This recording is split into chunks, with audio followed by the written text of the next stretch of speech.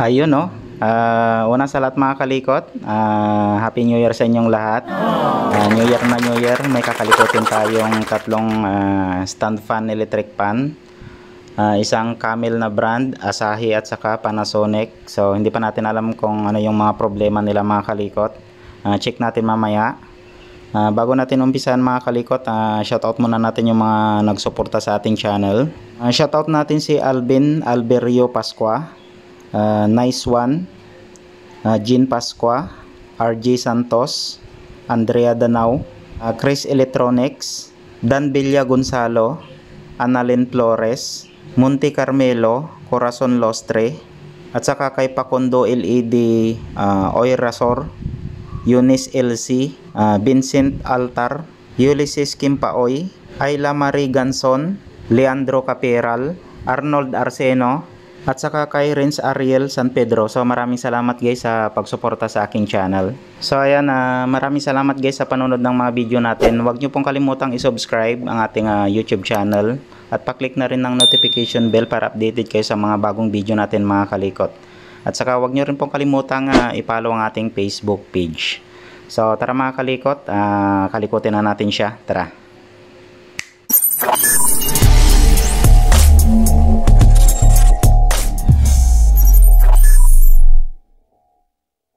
Unang gagawin natin mga kalikot, i-testing natin isa-isa, tapos pagsasabayan na lang natin yung video ng tatlong electric pan na to para isahan na lang. Unahin muna natin na i-test mga kalikot itong Camel na brand. So pag ganun tayo, na-switch na natin sila isa-isa, naka number 1 na. So test natin muna yung Camel na brand. Ayan, maririnig natin umuugong siya, pero hindi ko lang alam kung naririnig nyo sa video natin. Ayan, umuugong siya. So check naman natin itong Asahi. Ayan, walang response sa kanyang motor. So try naman natin itong Panasonic. Ayan, mukhang naiipit lang yung shafting niya. Ayan so mahina yung ikot niya. So wag na natin ipilit, baka bumigay pa yung kanyang motor. So itong dalawa mga kalikot, yung Panasonic at saka yung Camel, mukhang okay pa yung motor niya, kasi umuugong naman parehas. Tapos itong Asahi, walang response sa kanyang motor, parang open siya. So unang babaklasin ko mga kalikot itong Camel, tapos sunod-sunod na sila.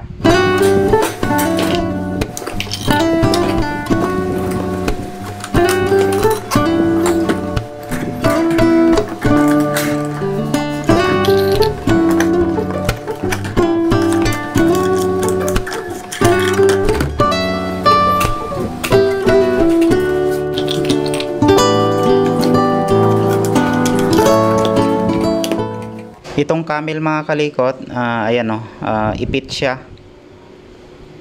Ayan, malagkit yung ikot niya.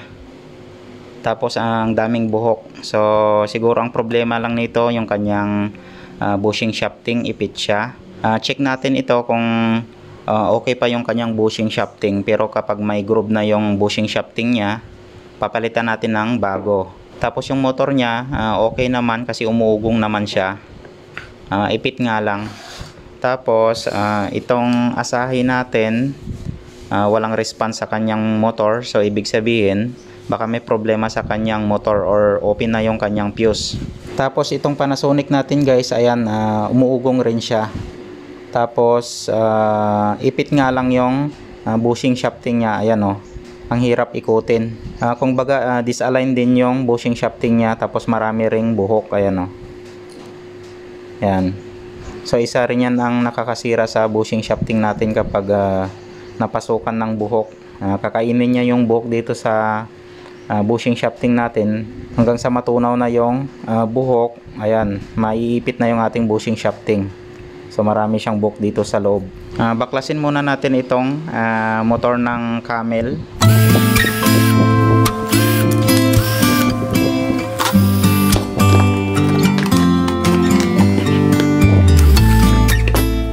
So yan guys, sobrang dumi niya na So linisin pa natin yan mamaya. Tapos itong Asahi naman yung babaklasin ulit natin. So pagsasabayan na lang natin sila.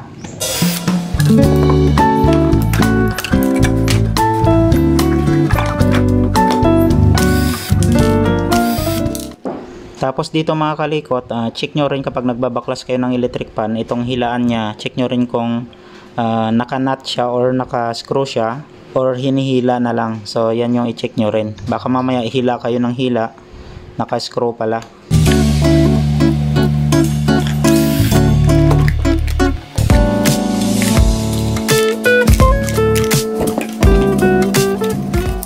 Mukhang malinis naman yung motor niya. Dito lang naiipit lang siya. Tapos mamaya mga kalikot, check rin natin yung capacitor niya kung okay pa yung capacitance ng starting capacitor niya.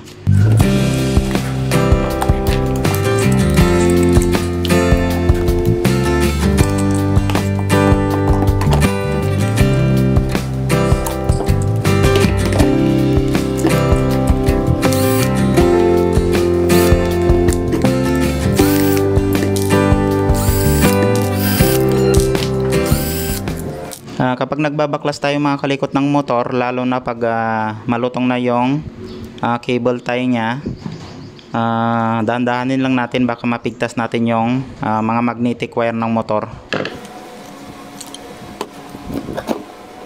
Ayan guys, malutong na yung panali nya, so dahan-dahanin lang natin ang pagbaklas. Tapos talian muna natin bago linisan. Ayan, ibalik natin sa dati, ganyan. Tapos mamaya guys, dagdagan na lang natin ng panali. Yan, so kailangan check nyo rin kung baka sa pagtali natin mapigtas natin yung hibla ng magnetic wire.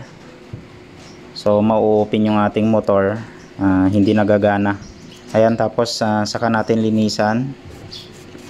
Una natin i-check dito mga kalikot yung kanyang mismong shafting, kasi kapag may problema sa kanyang shafting, may problema na rin yan sa kanyang bushing. So dito sa bandang likod niya, wala naman tayong nakikitang nag-grind or gas-gas dito sa kanyang shafting dito sa bandang likod. Tapos check rin natin dito sa harap kung okay pa yung kanyang shafting. So malagkit siya, ayan o. Hugasan natin ng gasolina para lumuwag.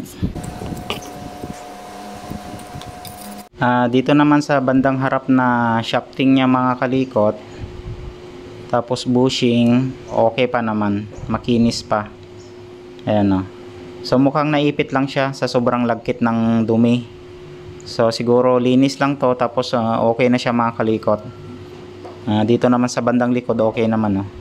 Dito nangitim lang siya dahil sa lagkit ng dumi. Ayan o. Lilinisin ko muna mga kalikot yung bushing shafting niya kasi medyo malagkit na. Tapos pati dito sa mga casing niya mga kalikot, ito. So linisin rin natin yan. Tapos proceed tayo ulit dito sa isa kung ano yung problema niya. Tapos hanggang dito sa Panasonic na stand fan. Bali update ko na lang kayo mga kalikot kapag natapos ko na siyang nalinisan. A few moments later. Dagdagan natin mga kalikot ng panali. Yan. Bago natin i-assemble. Ayan. So nalinisan na rin natin yung mga casing, tapos yung bushing shafting nya, tapos yung casing sa harap, tapos yung kanyang gearbox. Ayan, nalinisan na rin natin. Pagkatapos nito mga kalikot, assemble na natin siya. Yung kanyang bushing at saka shafting dito sa harap mga kalikot, hindi na natin siya binaklas kasi medyo kinakalawang dito. Mahirapan lang tayong tanggalin. Pwede naman matanggal kaso lilihain pa natin. Pero okay naman yung shafting at saka bushing niya dito sa harap. Ayan. Kaya assemble na lang natin siya.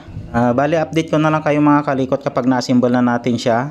May mga video naman tayo dito sa ating channel at saka sa ating Facebook page kung paano mag-assemble ng motor ng electric pan, or kung paano tayo mag-balance dito sa bushing shafting niya. A few moments later. Na-assemble na natin mga kalikot yung isang unit natin. Ayan. So testing muna natin, or testirin muna natin siya mga kalikot kung baka shortage siya dito sa body niya or dito sa kanyang casing. Pero testirin muna natin yung kanyang motor. Number 1 natin. Ayan, so okay naman. May reading sa ating tester. Ayan. Tapos check natin kung grounded siya. Ayan, so okay naman mga kalikot. So testing na natin siya mga kalikot. Na-plug na natin. Number 1 natin. Ayun. So okay na yung isang unit natin mga kalikot. Number 2 natin. Number 3. So pwede na natin mga kalikot na i-assemble sa kanyang frame. So okay na yung ating isang unit mga kalikot. Much later. Na-assemble na natin siya mga kalikot sa kanyang stand. Try ulit natin. Ayan, so okay naman siya mga kalikot. So ang ginawa natin dito mga kalikot, malagkit na kasi yung bushing shafting niya sa sobrang dumi. Ang ginawa natin, nilinisan lang natin siya, tapos nire-align yung bushing shafting niya. A few moments later. Proceed tayo mga kalikot dito sa Asahi brand. So ito naman freewheeling yung kanyang bushing shafting. Mukhang okay naman. Ito mga kalikot, hindi nagpa-function yung kanyang motor kahit ugong man lang. So babaklasin natin siya, baka na-open na yung kanyang thermal fuse.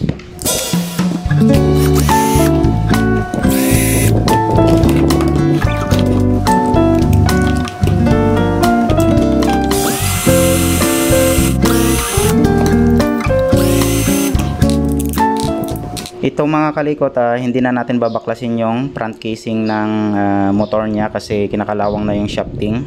Okay pa naman siguro yung bushing shafting nito kasi freewheeling naman kanina nung pinaikot natin. Dito na lang natin bubuksan sa likod.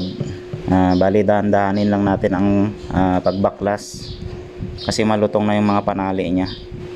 Ayan guys, oh. So natanggal na lahat. Tapos check natin mga kalikot yung kanyang thermal fuse, itong may insulator na to. Ang tanggalin lang natin yung terminal ng kanyang thermal fuse, yan. Tapos testerin natin mga kalikot.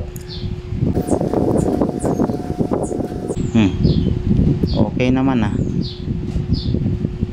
okay yung kanyang thermal fuse. Baka nagkaroon ng problema doon sa kanyang switch, ito sa mga switch niya. Ang gagawin ko na lang mga kalikot, testerin na lang natin ito kung may mare-reading tayo dito sa mga wire niya. So ito guys, sa kanyang fuse okay naman. So sa mga ibang wire, ayan, okay naman. Ayan. Ayan, so okay naman lahat. So walang putol.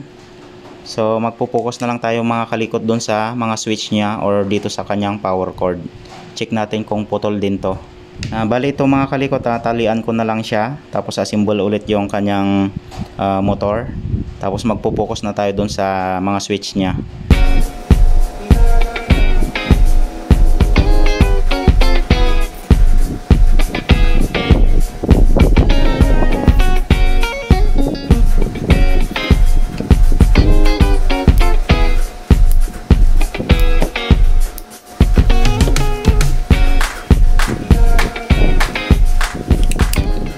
Ito yung gayahin natin mga kalikot kapag nagpapalit tayo ng bushing shafting.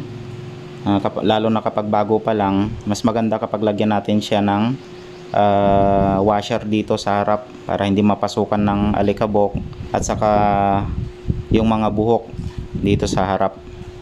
So mas maganda kapag lagyan natin siya ng washer na ganyan, no? Para sarado siya, hindi mapasukan ng dumi.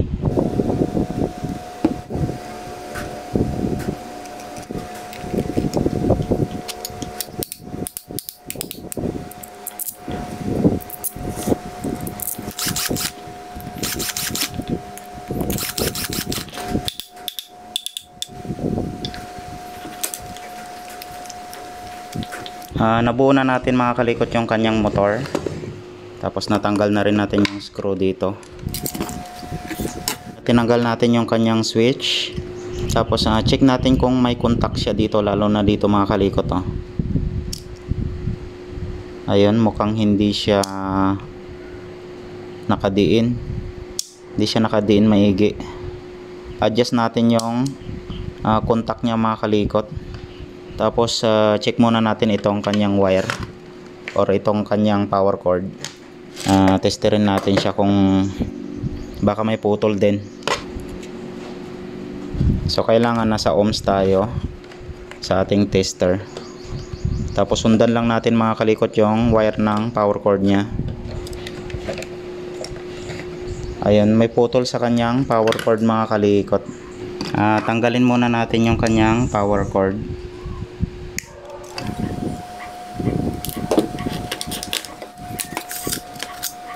Testerin din natin yung mga wire nya. Yan, sa number 3 okay naman. Number 2, so may reading sa ating tester. Number 1, ayan. So okay yung pagkakabit natin ng motor nya kanina. Walang nangyari. Ayusin ko muna mga kalikot itong contact nya. Baliko na rin yung contact nya kasi dito sa taas, para pag press natin ng mga number, maganda yung pagkadikit nya dito sa mga contact. Yan, ituwid lang natin kapag baliko siya. Ayan, para konting press lang natin, magkukontak ka agad. Ayan, so okay na ito. Ngayon yung power cord yung i-check natin. Na-check natin mga kalikot, wala naman tayong nakitang naputol dito or nabalatan. Minsan yan dito napuputol siya sa kakahila or dito sa puno nya. Yan dito. Try natin na dito tayo magputol. Dito lagi kasi nabibend. Yan. Tapos dito tayo mag-tester sa bagong naputulan. So kung ganun pa rin mga kalikot, kung may putol pa rin siya, malamang dito rin yan, banda sa may bandang puno nya. So kapag ganun, pwede natin baguhin yung kanyang plug, or pwede rin natin palitan ng buong wire. So nasa sa inyo yan, diskarte nyo. Kasi may nabibili namang plug nito, yung DIY siya. Testerin ulit natin. So sana okay pa, or doon lang yung putol nya. Ayun, so may reading na siya mga kalikot. So check natin naman yung isa. So ayun lang, ito yung may problema, yung brown. So yung blue okay. So mukhang may problema itong wire nya. So may putol pa rin. Hindi kasi natin alam kung kwan eh. Ayun, parang may kwan siya dito. Parang sunog. Ayun oh. Baka dito siya nagkaroon ng spot. Parang lumubo rin siya oh. Maghahanap na lang ako mga kalikot ng pamalit dito para hindi na tayo mahirapan sa kaka-troubleshoot kung saan yung putol nya. Palitan na lang natin ng buo. So yung wire nya yung may problema, yung power cord nya. Sinubukan natin mga kalikot na binalatan ito, confirm nga dito yung sunog oh. Nangitim na. Dito nagkaroon ng putol, ayan oh. Umitim na yung mga wire. Ayan oh. So ito yung putol nya sa brown. So palitan na lang natin ng buong wire. A few moments later. Nakahanap na tayo ng wire. So testerin na lang natin kung okay itong nahanap natin. Ayan, so may reading naman sa ating tester. Subukan natin yung isa. Ayan. So okay itong wire na to mga kalikot. So ito na lang yung papalit natin.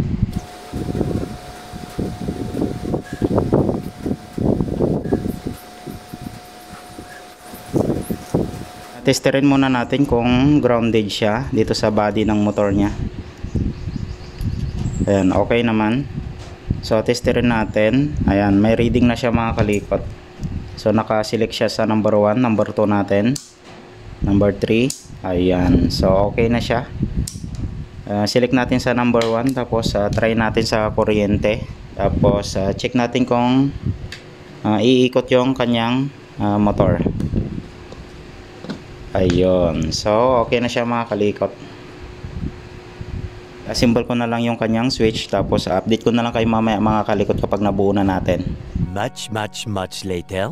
Ayan, mali pala mga kalikot, hindi natin nalagay yung wire dito. So baklasin ulit natin.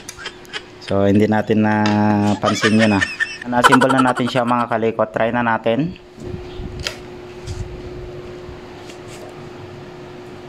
Okay na yung dalawang unit natin mga kalikot. Ang pinalitan lang natin mga kalikot yung kanyang power cord. Ayan, sunog siya.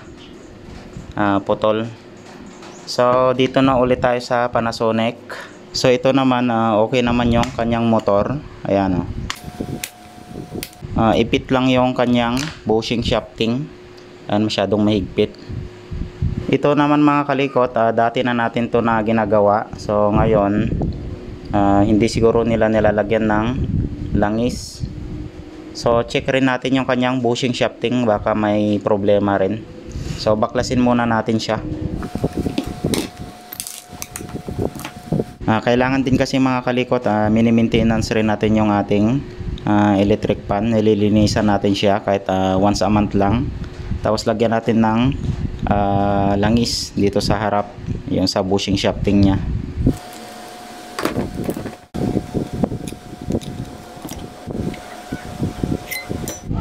Ito na mga kalikot mukhang may grind na siya dito sa bandang harap na bushing. Yan. So may nasasalat na tayo. So kailangan talagang palitan na tong shafting nya. Medyo malalim na rin, kaya medyo naiipitan siya. Ayan may nasasalat na tayong parang na-grind na. So kailangan palitan natin mga kalikot ng bushing shafting na to.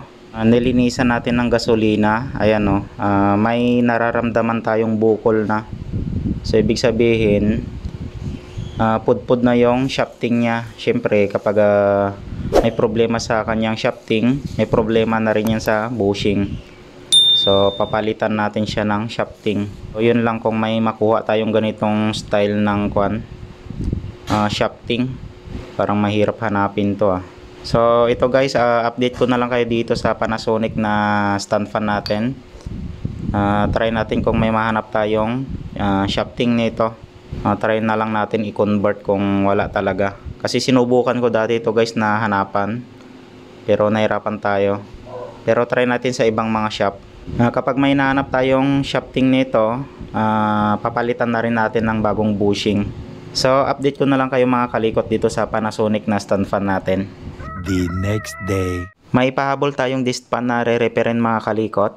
Isasama na lang natin yung video nya doon sa tatlong electric pan na inaayos natin, para isahan na lang yung pag-edit natin. Itong kakalikutin natin, Astron na disc pan. Ang problema nito mga kalikot, hindi siya gumagana. So naka-plug na siya. Try natin. Ayan guys, kahit ugong wala siya. So buksan natin, baka open na yung kanyang fuse or may problema dito sa kanyang power cord. So buksan muna natin siya mga kalikot.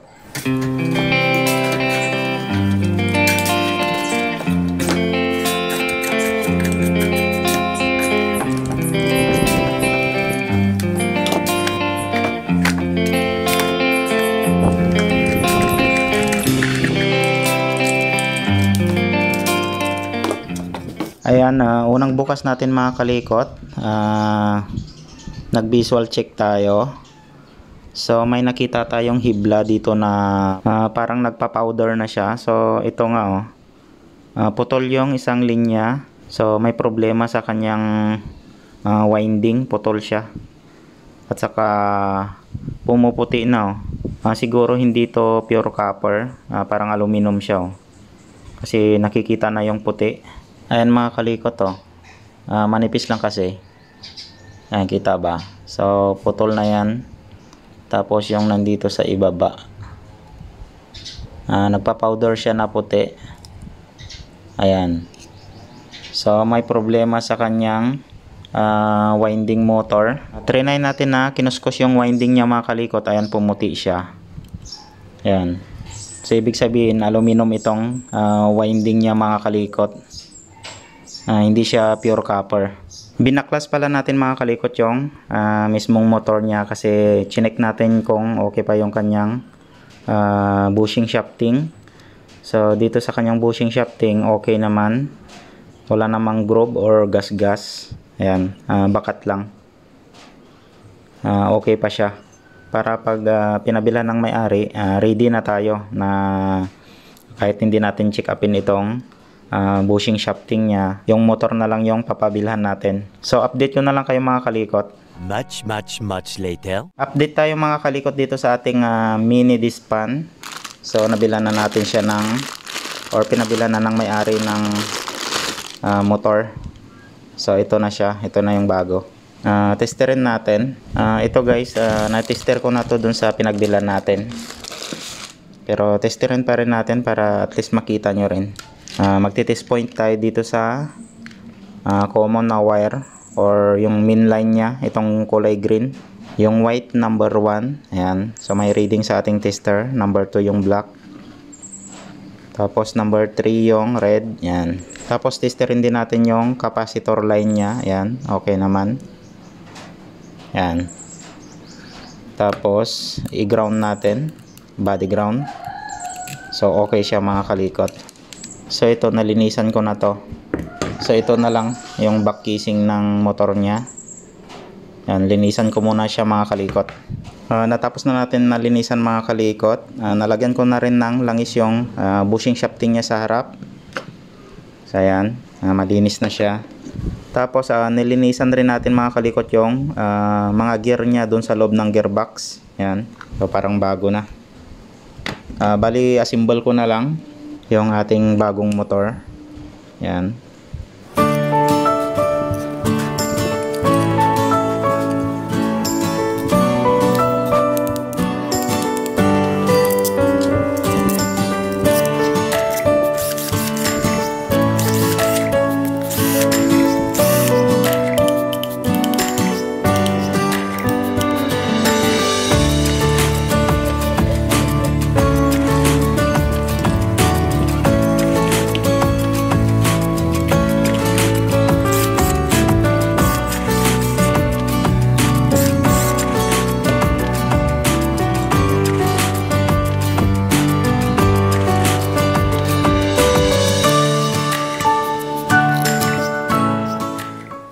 Nabuo na natin mga kalikot yung kanyang motor. Na-connect na rin natin yung mga wire dito sa kanyang switch. Tapos na-balance na rin natin. Ayan pre-wheeling na siya. Tapos kung hindi nyo pa alam mga kalikot kung paano i-connect yung mga wire dito sa kanyang switch, marami naman tayong mga video dito sa ating channel at saka sa ating Facebook page. So pwede nyo rin siyang bisitahin. Bali assemble ko na lang siya. Linisan ko muna yung kanyang base.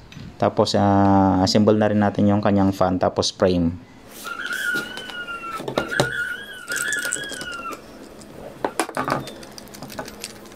Testerin muna natin yung kanyang power cord. Nakasilik na siya sa number 1, number 2, number 3. Yan, 0. So okay naman. Yan. Tapos syempre dito sa kanyang body ground, so wala tayong nare-reading. So okay na siya mga kalikot. Testing natin. Plug na natin siya. Ayun.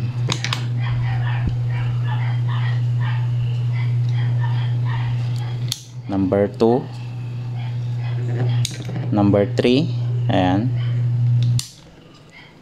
So okay na siya mga kalikot. Linisan ko na lang yung fan niya tapos yung frame. Tapos assemble ko na siya mga kalikot. Na-assemble na natin siya mga kalikot. Try na natin. Ayun, ang lakas pala So okay na siya mga kalikot. So yun lang yung ginawa natin dito sa disc pan na Astron. Pinalitan natin siya ng bagong motor mga kalikot. At saka nilinisan na rin natin yung bushing shafting niya. So yun lang yung mga ginawa natin guys. So proceed ulit tayo dun sa Panasonic na stand fan mga kalikot. Update tayo mga kalikot dito sa stand fan natin na Panasonic. Nabilan natin siya ng shafting at saka dalawang bagong bushing. So buti may available na ganitong shafting. Nung una kasi mga kalikot, wala tayong nahanap. May bagong store dun sa city namin. So may available siya. Ayan o, parehas na parehas talaga. Bali, ikabit ko muna mga kalikot yung mga bushing. Yan, yung harap at sa kalikod. Bago natin assemble yung kanyang shafting or yung kanyang rotor. So ganito yung lock niya mga kalikot. Dandahanin lang natin, baka matanggal natin yung pinaka-lock niya. Wala na. Ang hirap gawan ng paraan kapag nasira natin yung lock niya. Katulad nito mga kalikot, yung dating lock niya. So ang ginawa ko na lang dati to, binutasan ko na lang tapos nilagyan na lang ng screw. Kasi nung tinanggal ko yung lock niya, napigtas na yung pinaka-lock. Kaya dandanin natin. Natanggal na natin yung lock niya.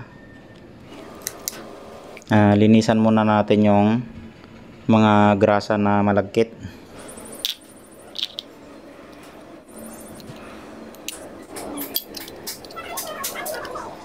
Nakabit na natin yung dalawang bushing mga kalikot. So ito naman yung ayusin natin. Tanggalin natin yung pinaka-stopper nya. Ikabit rin natin dito sa bago.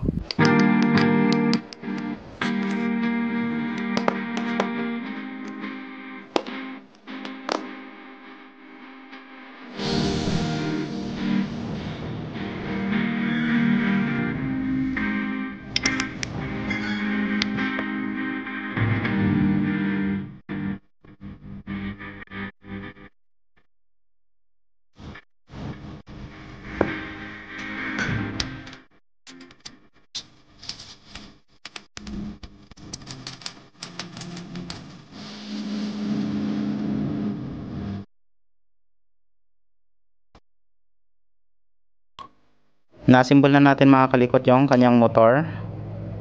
Testing natin bago natin ilagay yung fan nya at saka yung frame. Yan, lagyan natin ng masking tape para alam natin na umiikot. Yan, number 1 natin. Ayun. Number 2. Number 3. So, okay na siya mga kalikot. Symbol ko na lang yung fan nya at saka yung frame. Na-symbol na natin yung kanyang frame. Try na natin siya mga kalikot. Ayun. Number 2. Ayan. Number 3. Ayan, lakas. So, okay na siya mga kalikot. Ang pinalitan natin mga kalikot, yung kanyang bushing shafting. May gasgas na kasi siya. Ayan, medyo malalim na. Kaya kapag pinandar natin, napipigilan yung ikot niya kasi may gap na yung bushing shafting natin. Bali, okay na yung 4 na electric pan na ni-repair natin mga kalikot. Pinahabol lang natin yung isa para may sama sa video. Tapos kinuha na ng may-ari yung nauna nating na-repair. So dalawa na lang yung hindi pa nila nakukuha. Sana makatulong ulit tong video na to sa inyo mga kalikot. Kapag bago ka pa lang sa aking channel, huwag nyo po kalimutang i-subscribe ang ating YouTube channel at paklik na rin ng notification bell para updated kayo lagi sa mga bagong video natin mga kalikot. At saka huwag nyo rin pong kalimutang i-follow ang ating Facebook page. So maraming salamat, ingat kayong lahat and God bless ating lahat mga kalikot. Bye bye.